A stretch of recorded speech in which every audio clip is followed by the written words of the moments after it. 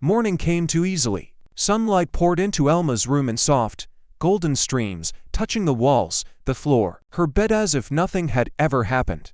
The window was closed. The curtains barely stirred. The air smelled ordinary. Elma woke with a sharp breath. For a moment, she didn't move. Her body felt heavy, distant, like it belonged to someone else. Then she sat up abruptly, hands searching her arms, her face, her throat. Nothing. No marks. No light. No creatures. Just her room. A dream, she whispered, though the word felt thin, unconvincing. She forced herself out of bed. The floor was warm under her feet. The house sounded normal again, pipes, distant footsteps, the quiet rhythm of morning. Everything was exactly as it should be. And yet, the memory did not fade. Dreams dissolve when you wake. They blur, crumble, lose their edges. This didn't. It remained sharp, precise. Every movement, every flicker of light, every impossible shape intact.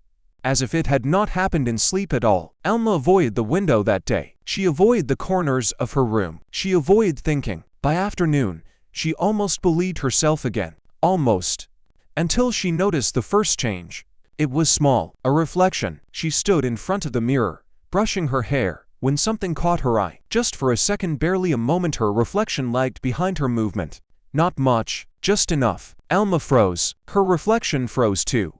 Then, slowly, deliberately, it blinked half a second after she had already blinked.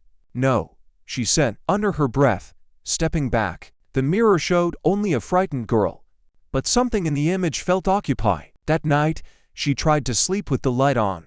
It didn't help, because the light in the room was not the only light anymore. At first, it was subtle, a faint glow behind her eyelids when she closed them. Soft pulses, like distant lightning far beneath the surface of her thoughts. Then it grew clearer, patterns, movement, as if something inside her was remembering how to shine. Elma pressed her hands to her eyes, but the light didn't disappear. It was not outside, it was deeper. The next morning, she found a small bruise on her collarbone. Except it wasn't a bruise. It shimmered faintly, barely visible in daylight, a thin, branching pattern beneath her skin, like veins but too symmetrical, too deliberate. When she touched it, it felt cold, and it pulsed. Slowly, in time with something that was not her heartbeat. Days passed. The changes spread. Her hearing sharpened, but not in a human way. She began to notice silences more than sounds, spaces where no's should exist, but didn't, gaps, hollows, as if something was swallowing certain frequencies before they reached her. Her vision shifted next. At dusk, colors drained too quickly.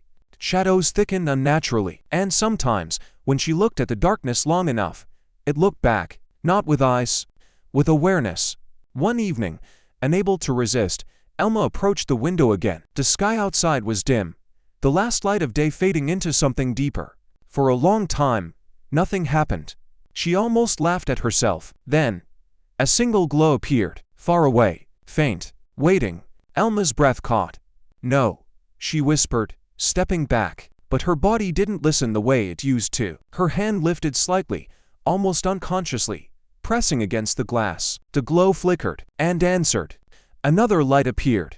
Then another, not as many as before.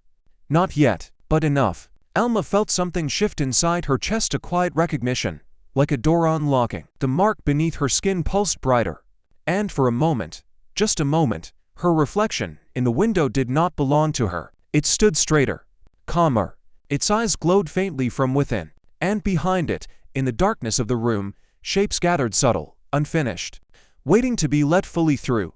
Elma stumbled back, breaking the reflection. The lights outside dimmed instantly. Gone. Silence returned. But this time, she did not tell herself it was a dream, because dreams do not follow you into the daylight, and they do not grow. That night, as she lay awake, staring at the ceiling, the faint glow beneath her skin spread a little further, and somewhere deep inside her, something unfamiliar and patient finally began to feel at home.